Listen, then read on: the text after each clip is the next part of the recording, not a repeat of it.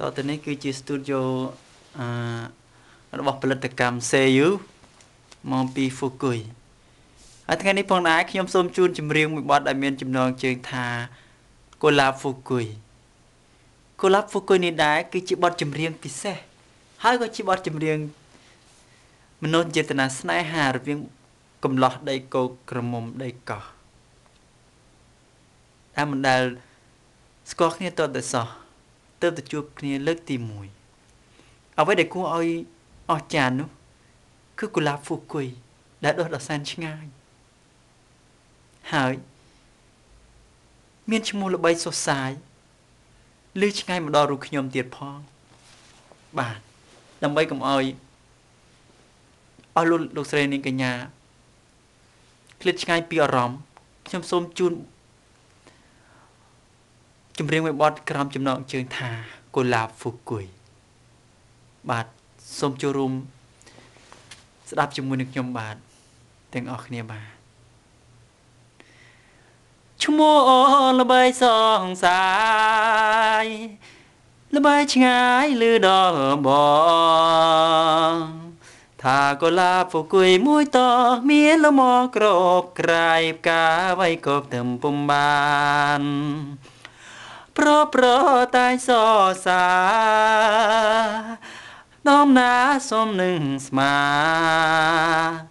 គ្រាន់តែលឺមកទ្រាំមិនបានចង់តែឃើញកៅកលយានឲ្យសុខសាន្តក្នុងដួងចិន្តា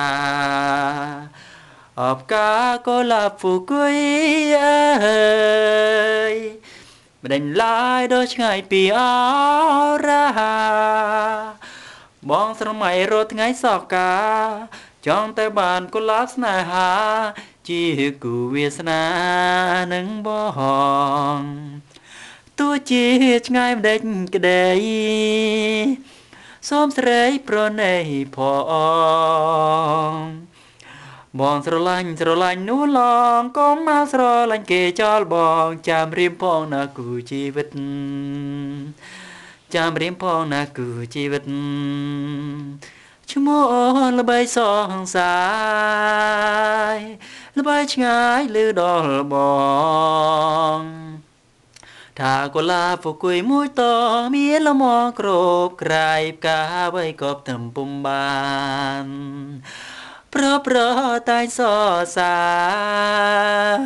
ដំណាសុំនឹងស្មា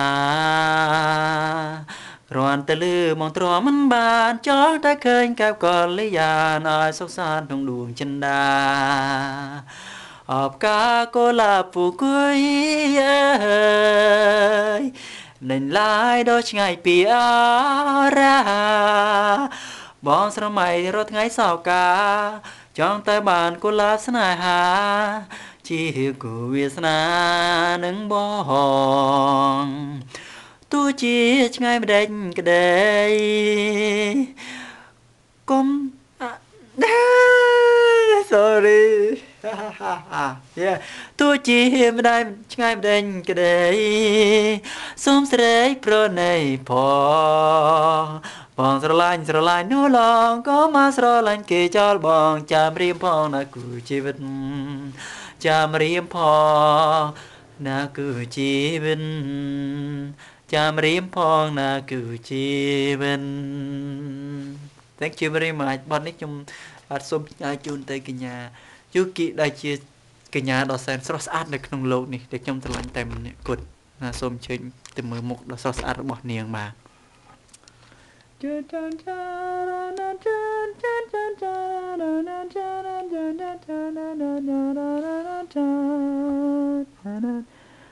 ឃើញហើយនៅពេលនេះគឺជាភ័ក្រដ៏ស្រស់ប្រំប្រៃរបស់នាងនៅទីនេះឯងនាងគឺជាកញ្ញាដ៏សែនស្រស់នៅក្នុងโลกតែខ្ញុំស្រឡាញ់ជាងគេមើលចុះរូបរបស់នាងអូយើងមើលពីចំហៀងចឹងក៏បានដែរអូស្អាតណាស់បាទសូមអរគុណច្រើន